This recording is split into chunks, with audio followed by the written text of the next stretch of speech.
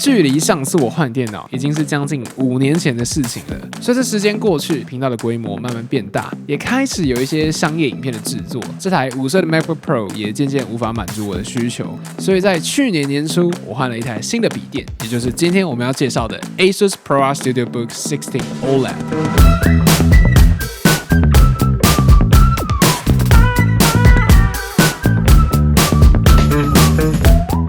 首先，让我们来快速开箱一下 StudioBook 的包装是一个蛮精美的纸箱，打开后可以看到240瓦的变压器以及笔电本体的盒子。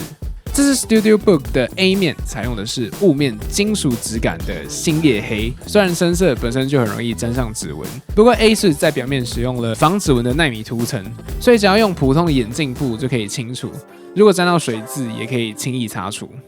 ProArt 算是华硕旗下的子品牌，源自 ProArtist， 是专门为创作者需求开发的产品系列。除了 StudioBook 以外，还有桌垫、萤幕、主机板或是投影机等产品。最重要的是 ProArt 系列的产品都强调全面且强大的效能、精准的颜色、多元的 I/O 连接部，帮助创作者专心在发挥灵感、实现想象，造就创意神作。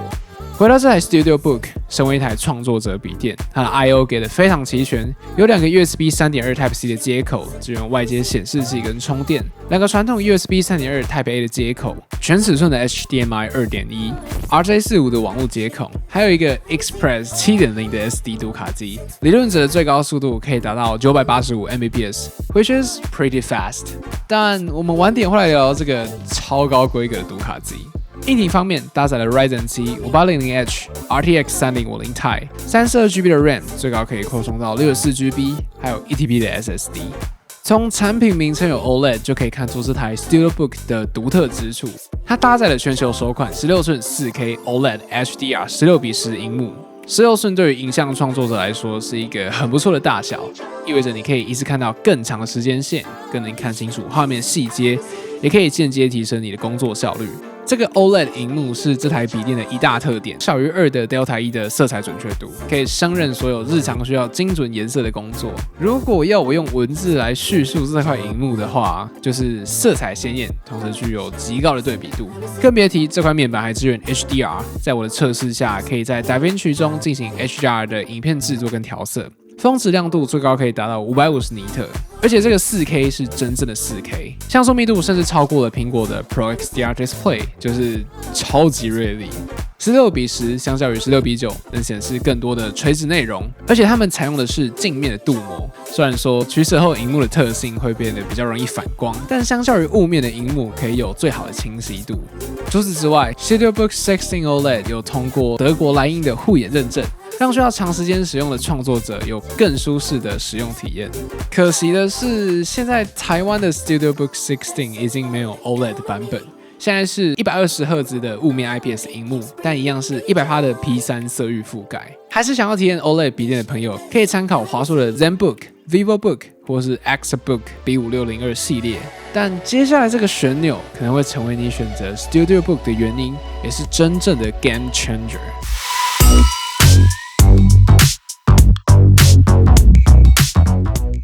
这台 StudioBook 最大的特色就是这个 ASUS Style 绘图旋钮，是一个内建在笔电上的实体旋钮，就是我们俗称的 Jog Wheel。平时使用可以快速调整笔电的萤幕亮度或是音量，但这个 Dial 的厉害之处是在你开启生产力 App 之后，只要转动旋钮就可以及时控制常用的功能。其中让我觉得最方便的就是旋转 Dial 就可以在 Premiere 中快速浏览、缩放时间线或是音讯轨道等。尤其是出门在外没有滑鼠的时候，可以大大提升效率。除了 Premiere 以外 ，ASUS Style 也支援 Adobe 的其他软体。举例来说，你可以在 Lightroom Classic 中快速调整照片的曝光、对比度或是色温；在 After Effects 中可以快速浏览不同的图层；在 Photoshop 中可以快速切换笔刷的设定。你甚至可以在 Spotify 中切歌，或是在 Netflix 中前进后退。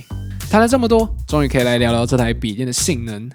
5800H 跟3050 Ti 的性能对于日常工作根本就是绰绰有余。在我的测试下，使用 A7S3 拍摄 4K 422 10比特，加上调色、字幕跟 B-roll， 10分钟100G 内的 YouTube 影片专案可以顺畅用原始解析度在 Premiere Pro 中回放。如果是2层以上的影片同时播放的话，大多数的情况下，在1/2的解析度也能正常剪辑。32GB 的 RAM 对于多工处理也有很大的优势，像是同时开启 Premiere Pro、After Effects 跟 Illustrator， 透过 Dynamic Link 做影片和动画的创作，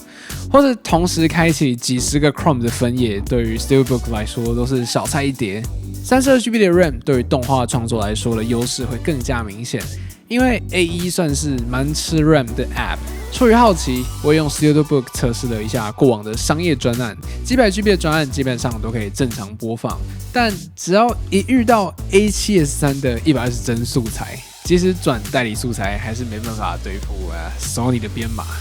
不过大多数情况下，只要剪辑60帧以下的4K 影片都没问题。声音对于影片也是至关重要的一环。这台 StudioBook 也通过了 Harman Kardon 的标准，虽然可能没有办法做到专业的混音，但对于平时娱乐甚至中小型的影片制作都非常足够。而且这绝对是我在 Windows 笔电上听过表现最优秀的喇叭。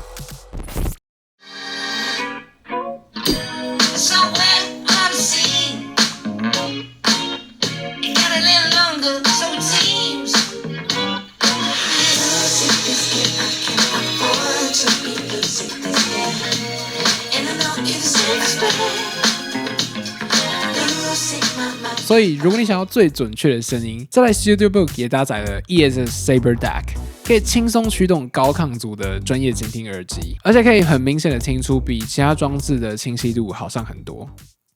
说了这么多 StudioBook 的优点，它当然还是有让我不太能理解的地方。还记得刚刚提到超标的高规格读卡机吗？ StudioBook 提供的 Express 7.0 确实非常快，但目前只相容于 UHS 1。尴尬的是，现在大多数的相机采用的都是 UHS 2的标准，所以没有办法发挥 Express 7.0 的速度优势。现实生活测出的话，就是一张800元的记忆卡会比一张8000元的 V90 还要快。但有内建读卡机还是比较方便的，毕竟少一样需要带的东西，就少了一个忘记的机会。只能说华硕提供了一个超前部署的规格吧。最后就是2.4公斤的重量，再加上变压器，真的有那么一点像在重训。但考量到高性能的硬体，相对来说功耗也会比较大。StudioBook 也算是在这两者中取了一个平衡。因为影片时长的关系，这台 StudioBook 还有几个不错的点，在最后一次跟大家分享一下。触控板除了支援力度感应的触控笔以外，它还是3键的设计，所以在 After Effects 中快速移动预览画面很方便。ProArt Creator Hub 提供比普通笔电更多的自定义功能，像是 ASUS Style 的设定跟风扇转速都可以自己调整，也可以自动在特定的 App 中把风扇切换到高效能模式。在这支影片制作前，我也把我遇到的问题反馈给华硕，我也跟工程师花了好几个小时讨论我遇到的问题。由此可见，他们确实有用心在倾听创作者们的心声，尝试为 creators 提供最符合我们需求的产品。